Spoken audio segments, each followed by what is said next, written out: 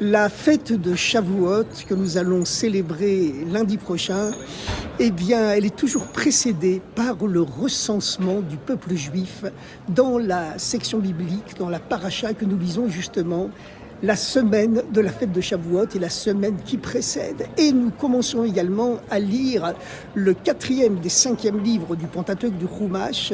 La semaine qui précède la fête de Shavuot, c'est le livre des nombres, la paracha, la section biblique des nombres et le livre des nombres, des chiffres. Pourquoi cette coïncidence entre le livre des chiffres, des nombres, du recensement et le don de la Torah?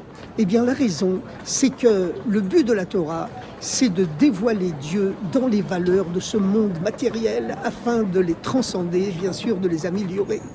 Et dans ce monde matériel, les valeurs de ce monde matériel, elles sont, c'est peut-être malheureux, mais c'est comme ça, basées sur le chiffre, basées sur le nombre. Dis-moi combien tu gagnes et je te dirai qui tu es. Et comme avait répondu Staline au pape, le pape, combien de divisions, combien de tanks, combien d'avions, combien de porte-avions? Ce sont les nombres, les chiffres qui sont malheureusement ou heureusement les valeurs essentielles de ce monde. Ce sont des valeurs certes très superficielles, mais c'est à l'intérieur de ces valeurs que Dieu doit résider, puisque Dieu a créé ce monde pour résider justement dans les dimensions les plus inférieures de la matérialité de ce monde. Et le but de la Torah, justement, c'est de dévoiler Dieu à l'intérieur de la matérialité de ce monde pour justement unir le spirituel et le matériel, faire descendre le spirituel dans le matériel et élever le matériel au niveau du spirituel pour que les deux ne fassent qu'un. Et c'est la raison pour laquelle, avant le don de la Torah, eh bien, c'est la fête de Shavuot, c'est le don de la Torah, on lit la section biblique, la paracha des recensements, et que toute la section biblique porte le nom des nombres. Et le 4e livre qui, justement, accompagne le don de la Torah, c'est le livre des nombres, des chiffres, avec ce fameux recensement. Pourquoi ?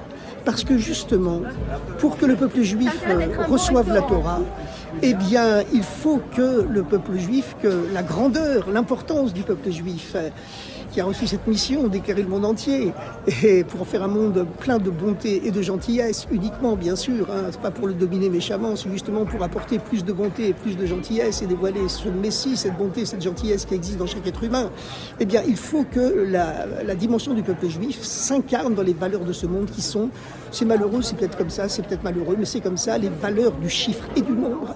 Et c'est la raison pour laquelle, avant le don de la Torah, Dieu compte et recompte le peuple juif, c'est le grand recensement, afin que la grandeur, l'importance du peuple juif s'inscrivent également dans les valeurs matérielles de ce monde qui sont symbolisées avant tout par les nombres et par les chiffres.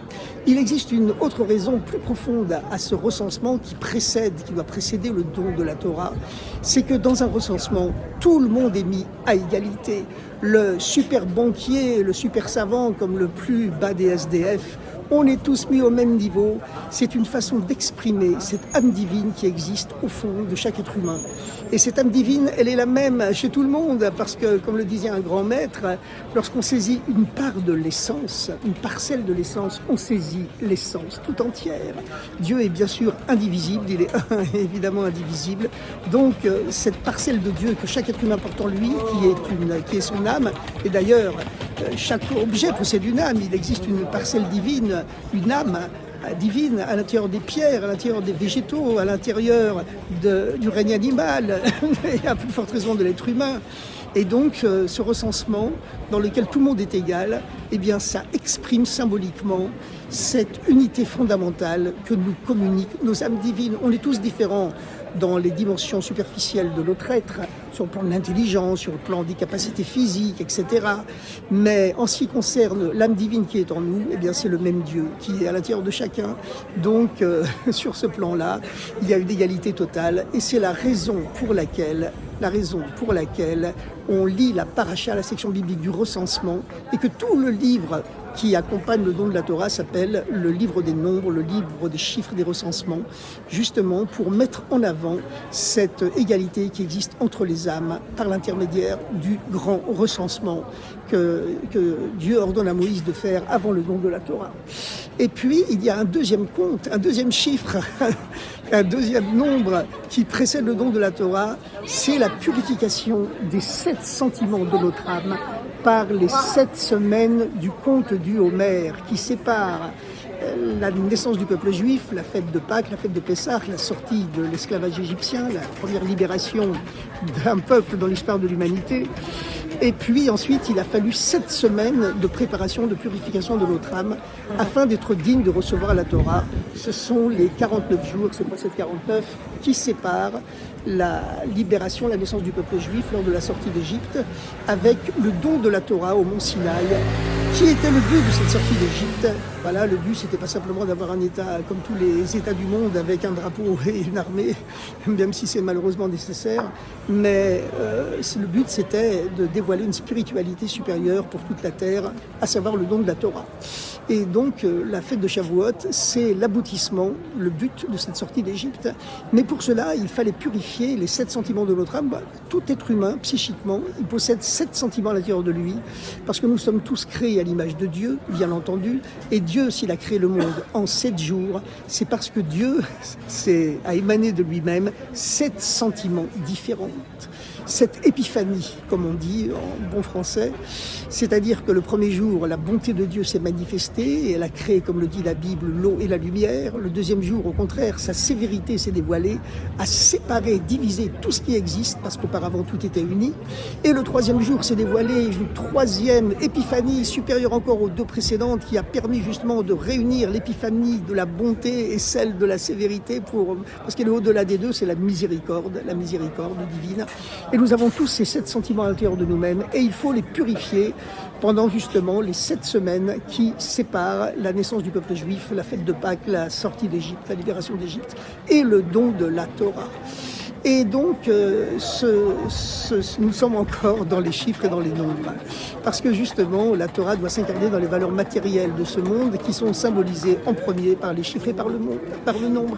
Mais il y a aussi la dimension de l'égalité des êtres humains qui s'exprime par le conte du Homère. Parce que dans le conte du Homère, tous les jours sont pareils. On compte 1 jour du Homère, 2 jours du Homère, 10 jours du Homère, 30 jours du Homère, que ce soit Shabbat, que ce soit la fête, Yom Tov, les derniers jours de Pessah, etc. On compte tous les jours du Homère de la même façon. On ne dit pas premier, deuxième, troisième jour du Homère, ce qui aurait sous-entendu une hiérarchie. On dit 1 jour, 4 jours, 10 jours, pour montrer au contraire qu'il y a une progression, mais en même temps que chaque jour est mis à égalité, que ce soit un jour de fête ou un jour profane, un jour de semaine.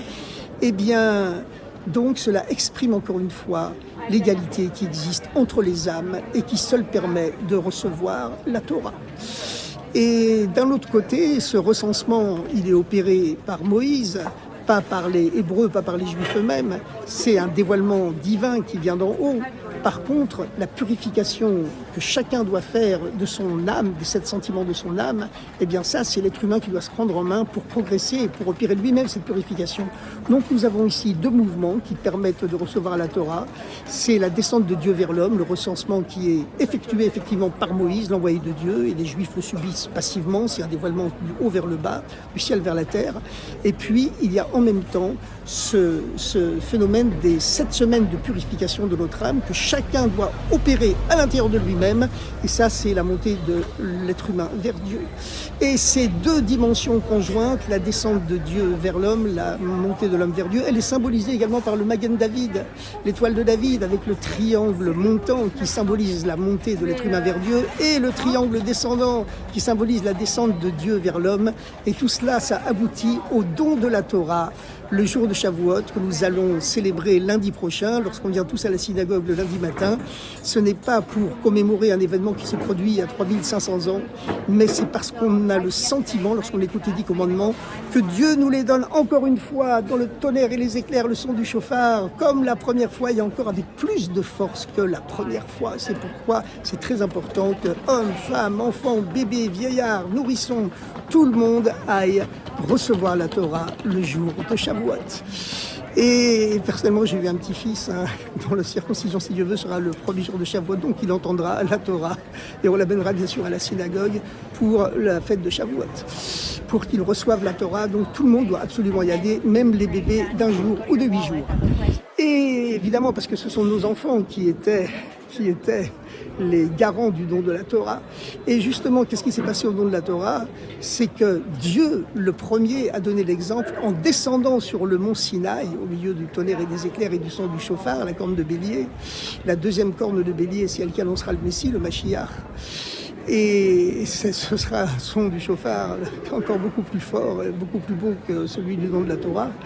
Parce qu'une nouvelle Torah sortira de moi, c'est-à-dire qu'il y aura le dévoilement des secrets, du code secret de la Torah à ce moment-là. Il y a déjà un avant-goût de cela aujourd'hui avec le dévoilement des secrets de la Kabbalah par l'intermédiaire de la Chassidoute, du chassidisme. Bon.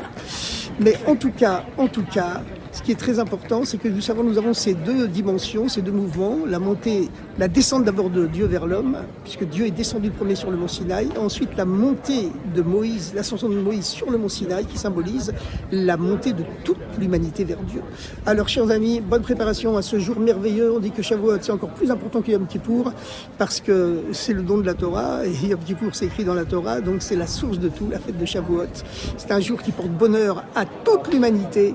N'oublions pas que le fait que Dieu a rendu la terre d'Israël au peuple juif à notre époque, c'est comme les prophètes l'avaient tous prédit dans la Bible, que la terre d'Israël sera restée désertée pendant 2000 ans, tout le temps de l'exil du peuple juif, mais que lorsque le peuple juif y reviendra, elle refleurira miraculeusement. Et c'est le privilège pour notre époque d'avoir assisté et d'assister tous les jours à cette refloraison de la Terre Sainte, comme tous les peuples du monde l'appellent. Et ça, c'est un signe de bénédiction pour l'ensemble de l'humanité qui annonce les temps messianiques, ère de bonté, de gentillesse, d'opulence, de merveille, pour toutes et tous, dans tous les coins du monde, à très bientôt.